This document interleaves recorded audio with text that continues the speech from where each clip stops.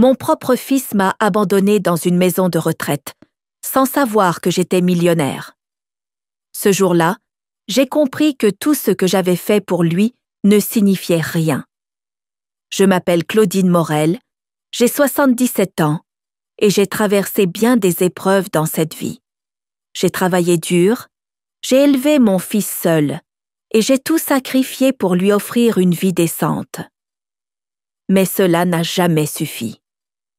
J'ai toujours pensé que l'amour d'une mère était indestructible, mais j'ai appris à mes dépens que certaines personnes ne nous voient que comme un fardeau, et quand elles n'ont plus besoin de nous, elles nous jettent.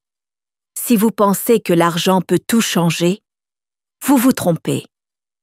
J'étais riche sans le savoir, mais avant de le découvrir, j'ai connu la plus grande humiliation de ma vie. Cette histoire pourrait sembler inventée, mais elle est bien réelle.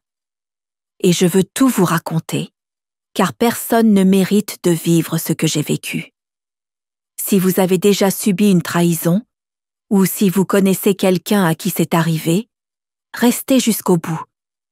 Et si cette histoire vous touche, laissez un commentaire et partagez-la avec quelqu'un qui a besoin de l'entendre.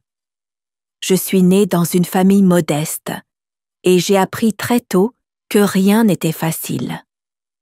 Ma mère faisait des lessives chez les voisins et je l'aidais comme je pouvais. Encore enfant, j'ai commencé à travailler comme aide ménagère chez des familles plus aisées. Je nettoyais, je cuisinais. Je rêvais d'aller à l'école, mais la faim était plus forte que les livres. Chaque pièce que je gagnais, je la rapportais à la maison. Je l'acceptais, pensant que la vie était ainsi. Mais je ne savais pas encore que le plus grand défi de ma vie était à venir. À l'adolescence, je suis devenue femme de ménage à plein temps. J'économisais chaque centime. Mon rêve, c'était d'avoir ma propre maison et de vivre avec dignité. Mais tout a changé le jour où j'ai rencontré un garçon qui m'a promis monts et merveilles. J'étais jeune, naïve, et je l'ai cru.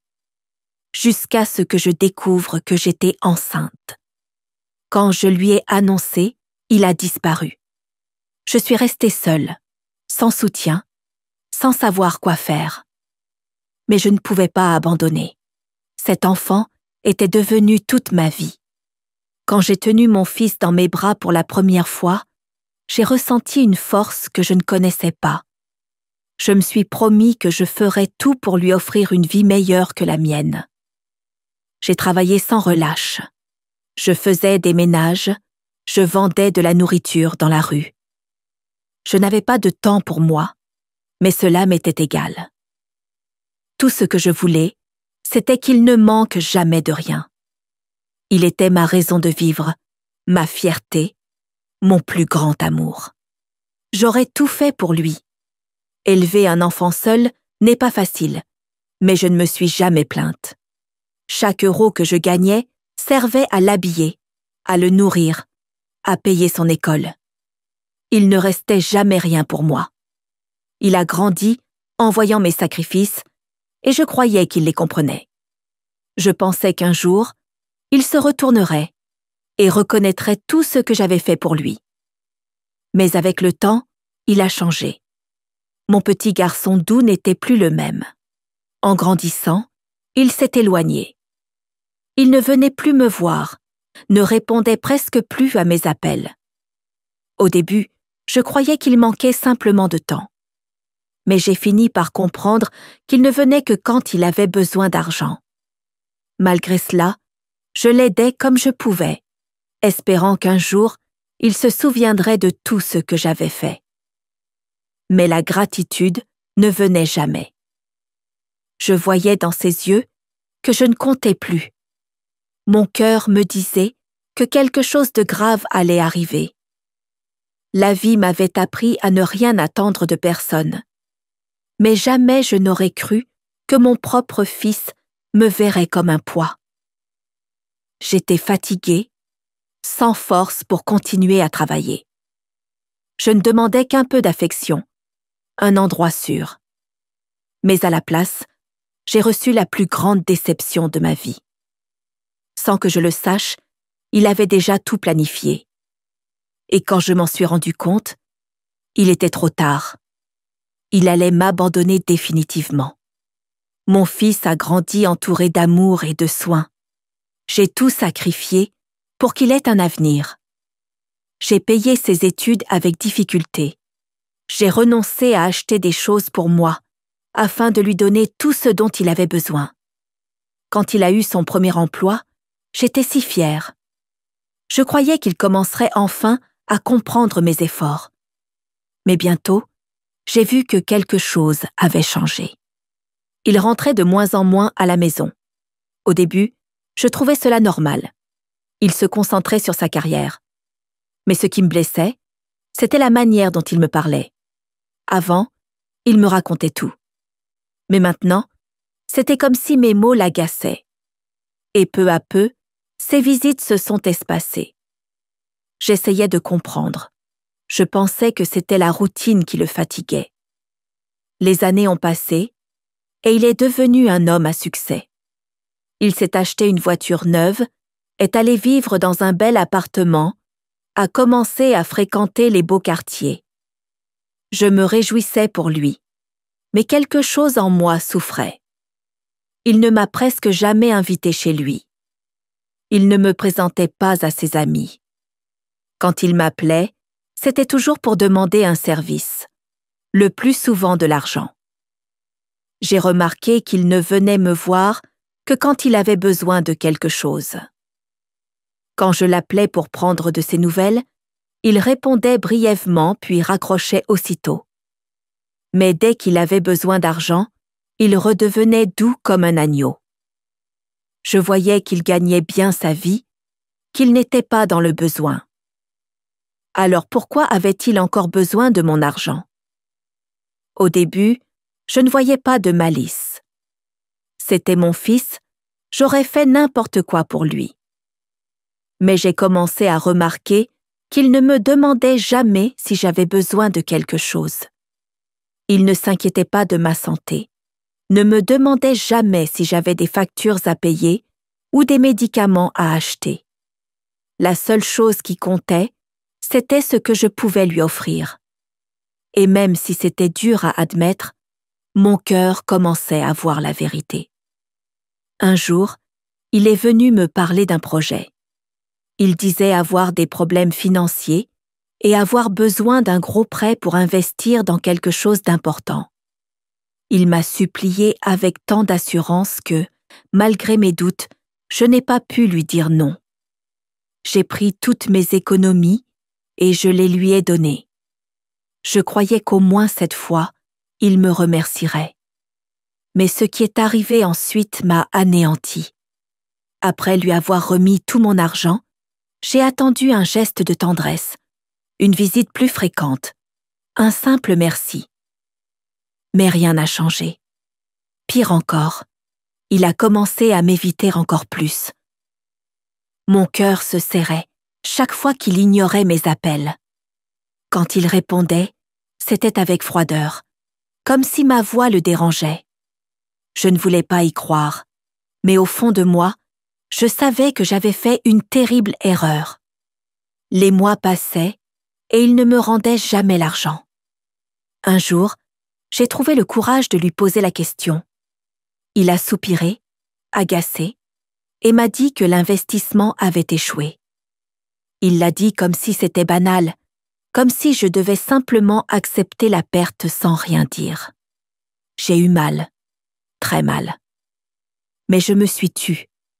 Je croyais encore qu'il se souciait de moi, qu'un jour il comprendrait tout ce que j'avais fait pour lui. Mais le pire était à venir. Un jour, il est venu chez moi avec un avocat et m'a tendu des papiers. Il m'a dit que c'était juste pour organiser mes biens, éviter des problèmes juridiques plus tard.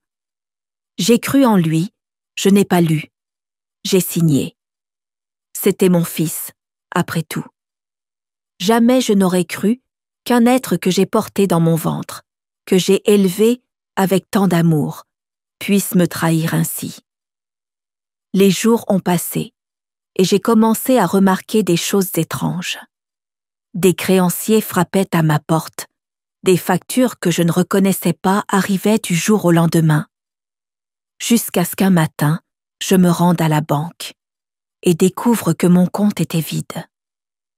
Mon cœur s'est emballé. J'ai couru chez mon fils pour comprendre ce qui se passait. Et ce qu'il m'a dit m'a détruite. Avec les papiers que j'avais signés, il avait tout transféré à son nom.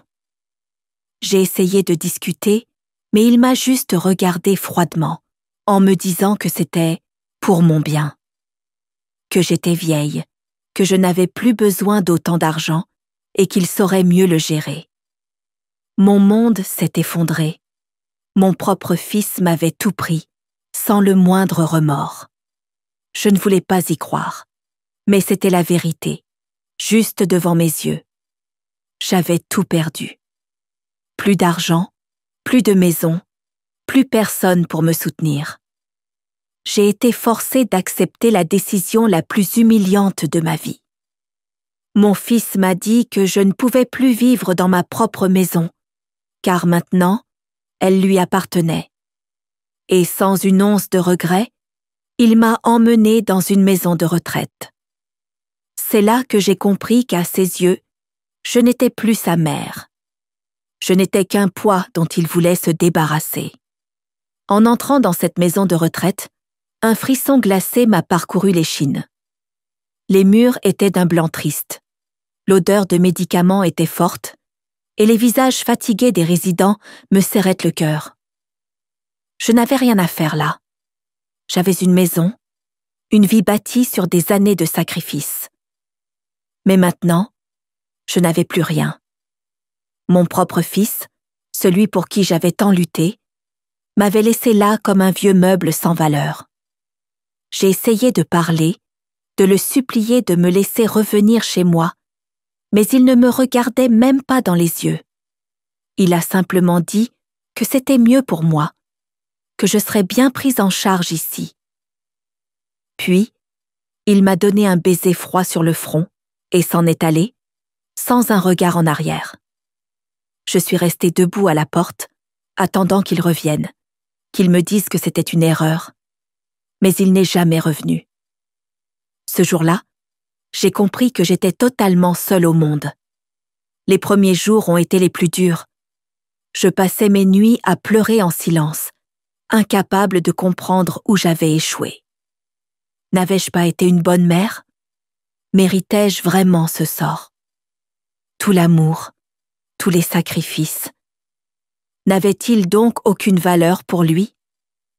Les questions tournaient dans ma tête, mais la seule réponse que j'avais, c'était le silence du téléphone qui ne sonnait jamais. Je voyais les autres résidents recevoir des visites, des sourires, des câlins. Leurs enfants, leurs petits-enfants, leur apportaient des bonbons, des cadeaux, de la tendresse. Mais moi, personne ne venait. À chaque fois que le portail s'ouvrait, mon cœur s'emballait d'espoir. Mais chaque jour qui passait affaiblissait un peu plus cet espoir. Mon fils m'avait effacé de sa vie. Et moi, qui avais tout donné pour lui, je n'étais plus qu'un souvenir gênant. La routine à l'EHPAD était toujours la même. Lever tôt, médicaments, repas à heure fixe. Le temps semblait figé. Mais le pire, ce n'était pas l'ennui. Le pire, c'était ce que je voyais dans le miroir. Une femme que je ne reconnaissais plus. Une femme sans éclat dans les yeux, sans force, sans avenir. Je sentais que ma vie s'était arrêtée dans cette petite chambre, loin de ce qui avait été autrefois mon foyer. Un jour, je me suis assise dans le jardin et j'ai fermé les yeux. Le vent caressait mon visage et je me suis demandé, est-ce pour cela que j'ai vécu si longtemps? Pour finir oubliée, sans amour, sans rien? Et puis, une voix douce m'a sorti de mes pensées. C'était une dame assise à côté de moi. Elle m'a souri et m'a pris la main. « Ici, personne n'est seul », m'a-t-elle dit. Je ne le savais pas encore, mais cette rencontre allait tout changer. Les journées à l'EHPAD étaient longues et solitaires. Je me sentais comme un poids qu'on avait laissé là, quelqu'un qui ne comptait plus. Je regardais par la fenêtre, me demandant si mon fils se souvenait seulement que j'existais. Est-ce qu'il ressentait un manque parfois? Est-ce qu'il regrettait? Mais les jours passaient et la réponse restait la même. Le silence. Il n'appelait jamais, ne demandait jamais de mes nouvelles. Les repas étaient fades, les nuits froides, et les couloirs sombres et déserts. Le temps s'écoulait lentement, et je ne trouvais plus aucun sens à rien. Moi qui avais toujours été forte, battante. Maintenant, je me sentais vaincue. Je ne voulais plus me battre. Tout ce que je voulais, c'était disparaître. Que cette douleur dans ma poitrine s'arrête, que cette tristesse s'éteigne. Mais la vie, d'une manière ou d'une autre, trouve toujours le moyen de surprendre. La dame du jardin, celle qui m'avait tendu la main, s'appelait Madame Lucette. Une femme au regard doux, au sourire sincère. Petit à petit, nous avons commencé à discuter, et j'ai découvert que son histoire ressemblait à la mienne. Elle aussi avait été abandonnée par sa famille. Elle aussi connaissait la douleur de l'oubli. Mais à la différence de moi, elle avait encore quelque chose que j'avais perdu. L'espoir. Un jour, elle m'a dit « Ma fille, ta vie n'est pas finie. Si tu es encore ici, c'est qu'il te reste quelque chose à vivre. » Ces mots m'ont profondément touchée. Pour la première fois depuis des mois, j'ai ressenti une chaleur dans mon cœur. Peut-être que je pouvais encore trouver une raison d'avancer. Peut-être que je n'étais pas si seule. Avec le temps, j'ai commencé à observer ceux qui m'entouraient. Beaucoup ici avaient vécu la même chose. Beaucoup avaient été laissés derrière par ceux qu'ils aimaient le plus. Et pourtant, ils souriaient. Ils continuaient. J'ai compris que pleurer ne ramènerait rien. Il me fallait un nouveau but, un nouveau sens.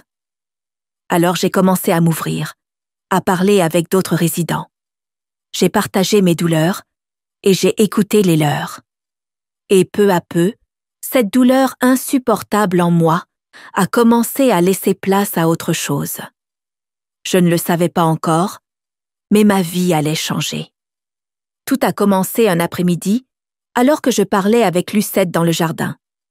Une employée de l'établissement est venue me voir. « Madame Morel, quelqu'un est ici pour vous. » Mon cœur s'est emballé. Était-ce mon fils? Avait-il enfin réalisé l'erreur qu'il avait commise? Je me suis levée précipitamment, nerveuse. Mais en arrivant dans la salle des visites, ce n'était pas lui. C'était un avocat, avec une mallette pleine de documents. Il s'est présenté, expliquant qu'il travaillait pour un ancien ami de mon mari décédé. J'étais perdue. Que me voulait-il? Alors il a ouvert sa mallette, sorti les papiers et m'a dit « Madame Morel, votre mari, avant sa mort, avait placé de l'argent sur un compte épargne. Ce compte est à votre nom. L'argent ne fut jamais retiré. Aujourd'hui, il vous revient de droit. » Mes yeux se sont remplis de larmes. Je n'arrivais pas à y croire. Il a continué. Dans sa jeunesse, mon mari avait investi une petite somme dans un fonds. Et avec les années, cette somme s'était transformée en une fortune. Moi, qui croyais n'avoir plus rien, j'étais en réalité millionnaire. C'était irréel. Ma tête tournait. J'avais connu la faim, l'humiliation, l'abandon, alors qu'une fortune m'attendait tout ce temps. Mais la plus grande surprise restait à venir. L'avocat m'a montré un autre document. Votre fils a essayé de retirer cet argent il y a quelques mois, mais il n'avait aucun droit légal sur ces fonds. J'ai senti mon sang se glacer. Mon propre fils savait, et il avait tenté de prendre cet argent en cachette. À cet instant, quelque chose s'est brisé en moi, ou plutôt, quelque chose s'est réveillé. La douleur s'est changée en force. J'avais passé toute ma vie à me sacrifier pour quelqu'un qui ne m'avait jamais respectée. Mais maintenant, j'avais une décision à prendre. Et pour la première fois depuis longtemps, j'ai choisi moi. Je ne le laisserai plus jamais profiter de moi. J'utiliserai cet argent pour me reconstruire. J'ai regardé l'avocat dans les yeux et lui ai demandé ce qu'il fallait faire pour récupérer les fonds. Il a souri. « Tout est déjà prêt, madame. D'ici quelques jours, l'argent sera à vous. » Et voilà comment, du jour au lendemain, ma vie a changé du tout au tout. Je suis entrée dans cette maison de retraite comme une femme brisée, sans espoir. Mais j'en sortirai bientôt, riche, debout, et prête à faire face à celui qui m'avait détruite. Quand l'avocat est parti, je me suis assise seule dans ma chambre et j'ai respiré profondément. Pour la première fois depuis des années, j'avais le choix. J'avais donné toute ma vie à mon fils. Et lui, en retour, m'avait jetée. Mais aujourd'hui, je n'étais plus la femme fragile qu'il avait abandonnée. J'avais les moyens. J'avais le pouvoir. Et cette fois, je ne me laisserai plus faire. Je pensais à tout ce que j'avais vécu, à toutes ces nuits de larmes, à attendre une visite qui ne venait jamais. Mon fils savait que cet argent existait. Il avait tenté de se l'approprier. Il m'avait menti. Il m'avait volé. Et il m'avait abandonné comme un poids mort. Mais désormais, tout était entre mes mains. Et j'allais prendre une décision qui allait changer nos vies à jamais. Le lendemain, j'ai revu l'avocat. Je lui ai demandé s'il était possible de récupérer la maison qui était la mienne. Il a examiné les documents, puis a souri. « Madame Morel, votre fils a mis la maison à son nom, mais légalement, nous pouvons contester cela. » Mon cœur s'est rempli d'espoir. Pour la première fois, je voyais une lumière au bout du tunnel. J'aurais pu prendre l'argent et disparaître à jamais. Mais ce serait trop facile pour lui. Je voulais qu'il ressente ce que j'avais vécu. Je voulais qu'il sache que la femme qu'il avait abandonnée était maintenant celle qui décidait. Alors, j'ai décidé d'agir calmement. D'abord, je quitterai la maison de retraite sans qu'il le sache. Ensuite, je réglerai tout cela par la justice. Une semaine plus tard, tout était prêt. L'argent était enfin disponible et l'avocat avait déjà lancé la procédure pour récupérer ma maison. J'étais libre, j'avais les moyens de recommencer ma vie. Mais avant d'aller de l'avant, je voulais voir la réaction de mon fils. Je voulais le regarder dans les yeux et lui dire que désormais, il n'avait plus aucun pouvoir sur moi. Le jour où j'ai quitté la maison de retraite, j'ai ressenti un mélange d'émotions. D'un côté, la trahison me faisait encore mal. Mais de l'autre, je me sentais de nouveau forte. La femme brisée et soumise qui était entrée dans cet établissement était restée derrière. J'étais prête à affronter mon fils, à lui montrer que je n'avais plus besoin de mendier son amour. Le lendemain, je suis retournée avec mon avocat à la maison où j'avais vécu toute ma vie. Mon cœur battait à tout rompre. Je savais que ce moment viendrait, mais je n'imaginais pas qu'il serait aussi difficile. Quand la porte s'est ouverte, il était là. Mon fils. Surpris de me voir. Un instant, j'ai vu le malaise dans ses yeux. Puis, il a esquissé un sourire nerveux et m'a demandé ce que je faisais là. Il n'avait aucune idée de ce qui allait arriver. J'ai parlé calmement, sans élever la voix. Je lui ai dit que je savais tout, qu'il avait tenté de voler un argent qui ne lui appartenait pas, que j'étais désormais propriétaire d'une grande fortune et qu'il ne toucherait plus jamais à rien qui m'appartienne. Son sourire s'est effacé immédiatement.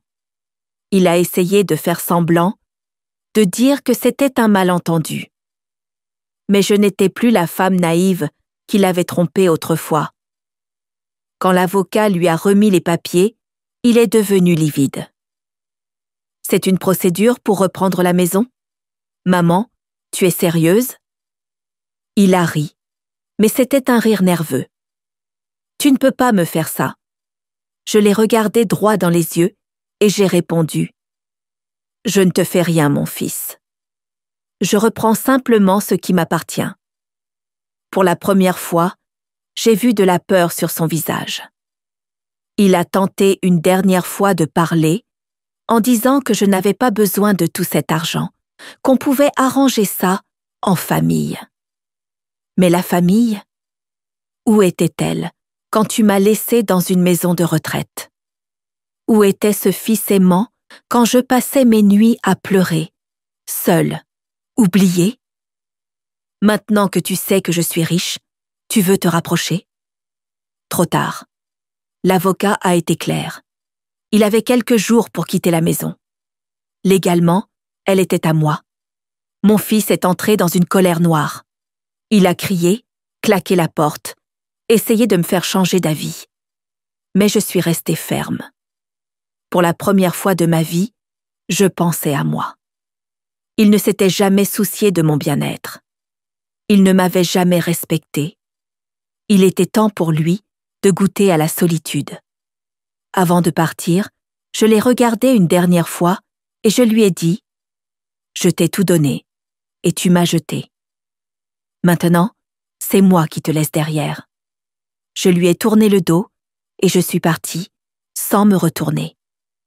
À cet instant, j'ai ressenti un soulagement immense.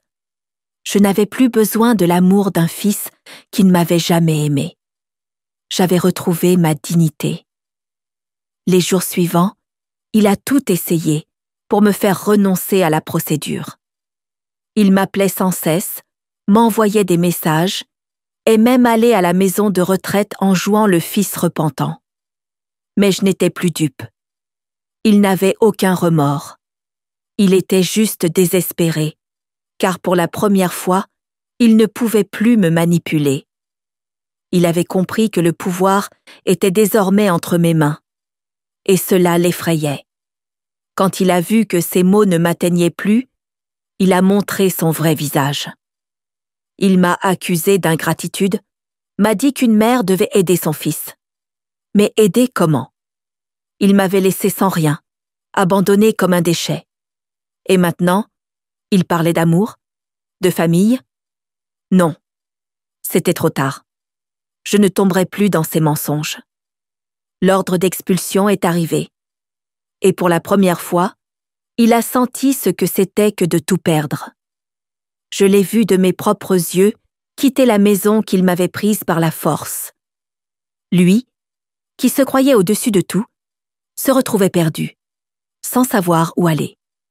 Quand il est passé devant moi, son regard était rempli de haine. Mais je n'ai ressenti aucune pitié. Seulement de la justice. Il a tenté un dernier appel. « Maman, je suis ton fils. Tu vas vraiment me laisser sans rien ?» Je l'ai regardé droit dans les yeux. « Tu m'as laissé sans rien. Tu te souviens? Je ne fais que la même chose. » Il a baissé la tête, vaincu. Pour la première fois, il comprenait que ses actes avaient des conséquences. Je n'étais plus la mère qu'il pouvait manipuler et jeter quand ça lui convenait. Avec ma maison récupérée, j'ai ressenti une paix que je n'avais pas connue depuis des années. Ce n'était pas juste un bâtiment. C'était le symbole de tout ce que j'avais construit. Et à présent, elle était de nouveau à moi. Mon fils a fait son choix quand il m'a trahi. Et j'ai fait le mien quand j'ai choisi de ne pas le pardonner. Certains appellent cela de la vengeance. Moi, j'appelle ça de la justice. Ce jour-là, j'ai refermé la porte de ma maison avec la certitude qu'une nouvelle vie commençait. Je n'ai jamais eu besoin de richesse ni de luxe. Tout ce que je voulais, c'était du respect et de la dignité. Aujourd'hui, j'avais les deux. Et plus encore, j'avais moi-même. Pour la première fois, j'étais la maîtresse de ma propre vie. Avec la maison retrouvée et suffisamment d'argent pour vivre confortablement, j'aurais pu tout faire. Voyager, acheter des vêtements de luxe, vivre une vie d'abondance. Mais cela ne m'intéressait pas.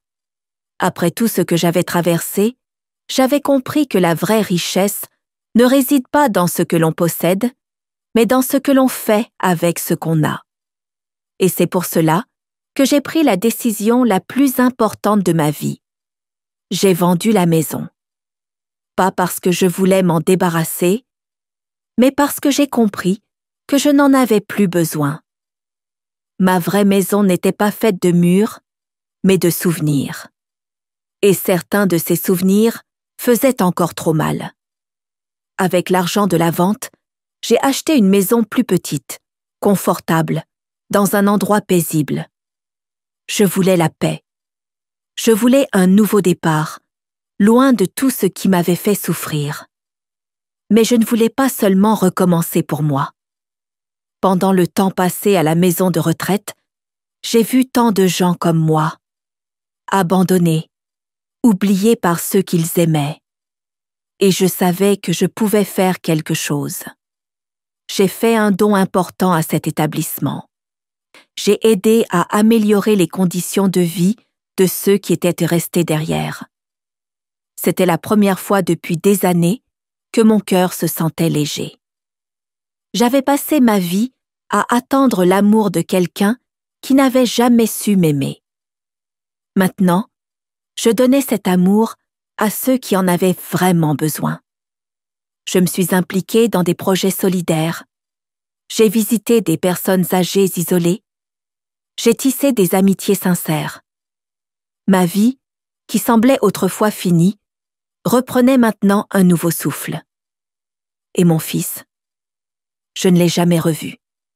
J'ai appris par des connaissances qu'il avait tenté de reconstruire sa vie. Mais sans mon aide, les choses ont été bien plus dures.